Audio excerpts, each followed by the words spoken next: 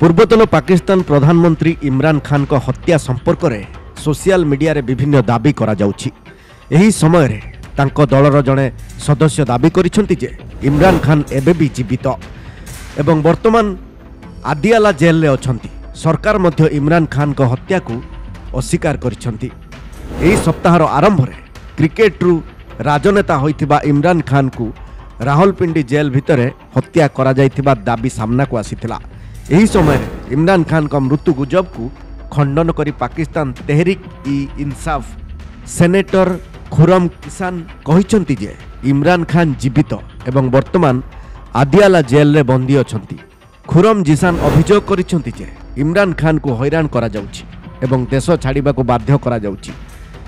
जिसान कहिसंती पूर्वतन प्रधानमंत्री को पाकिस्तान छाड़िबा को चाप पकाइबा पई एक रणनीति भावरे अलगा करा जाउछि।